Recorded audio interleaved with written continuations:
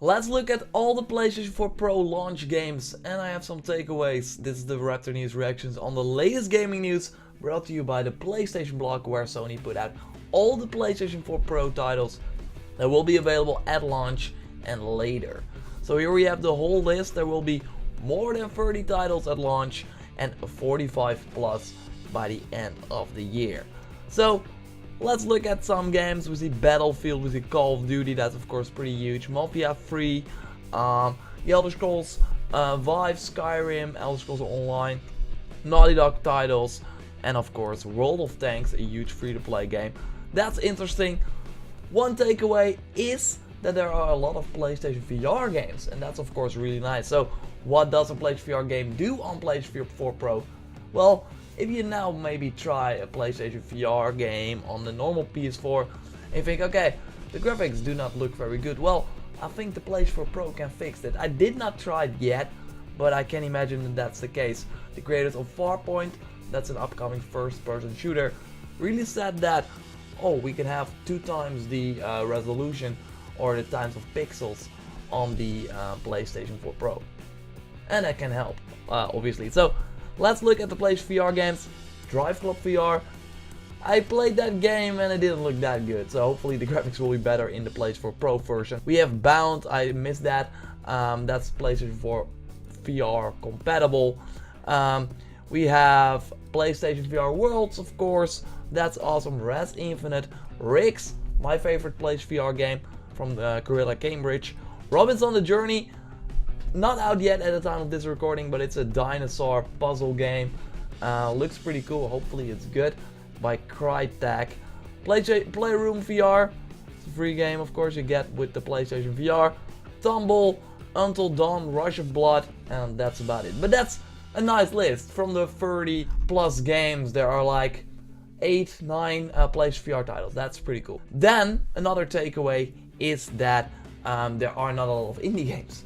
And that's not really weird, because indie games are of course small teams working on a, in this case, PlayStation 4 title. And those games are not really pushing the boundaries on a graphical level. I mean, those are very creative, and of course those people really think about how can we make awesome gameplay experiences that are not very common, but they are not pushing the hardware because they don't have like 100 people working on this game to make sure it's really like AAA.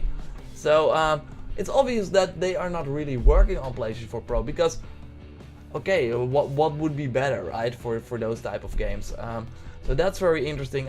I looked at the whole list, and of course you can say, okay, Firewatch, it's an indie game, but that was also like a little bit funded by Sony, that they had like the console exclusive deal. It's now on Xbox One, but first it was only on PlayStation. Helldivers, that's the same. It's a PlayStation console game. And then we also have like this game, Viking Squad. I think that's like the only indie game here on this list. And for we see only like big titles that also like really benefit from the PlayStation 4 Pro. So let's look at the games that are coming before I do my other takeaway. Watch Dogs 2 is still coming, Killing Floor 2, The Lost Guardian, Final Fantasy 15, and in 2017, Neo, Resident Evil 7, Biohazard, and For Honor. Really look forward to that one. So that's like a nice glimpse in the future, of course. And also Sony has some first-party games that are coming: Gravity Rush 2, Horizon Zero Dawn, Days Gone, and Gran Turismo Sport. So of course all the games will be playable on PS4 Pro, but the games that are mentioned here are like supported for the 4K graphics and stuff like that. So okay, what's interesting here is that I missed a bunch of games. I mean, there are like, for example, GTA 5. The news just broke that it like shipped 70 million copies. 70 million! That's insane. That's like more than the PS4 sold. Maybe the PS4 and the Xbox One combined have around the 70 million now. Maybe a little more, but still, that's insane. Of course, it also released on PC and PS3 and Xbox 360, but still, that's an insane number, and you can't play it with 4K graphics on PlayStation 4 Pro. That kind of sucks. A lot of people still play GTA Online. Well, you have no benefit there. Of course, Destiny, another big example of games that a lot of people play. where is The Division? Also a huge title, the biggest selling game of the year. I mean, maybe that's not the case anymore, because yeah, of course we had Battlefield 1 now, and that one is on the list, so that's great. That's super interesting. Also, where's Dishonored 2? There are some huge games missing on this list, and if you're really looking forward to those titles, you're like, okay, yeah, PS4 Pro, cool, but yeah, not really for me right now. So that's interesting to note. Another interesting point is that NEC is on this list. Who is going to play this game again, or even play it for the first time now that it has PS4 Pro support? I think this really points to the NEC 2 announcement. The prediction I have for the PlayStation experience. You can watch that video by clicking on the link I put in the description below or clicking on the screen. So that's super interesting that NEC is on this list. Also, some other old games are on the list. I mean, Infamous is on this list. First Light. I mean, Second Son. That's like the game that released like 6 months after the PlayStation 4. Okay, cool. So yeah, that's like some games where I'm like, okay, cool, that's there.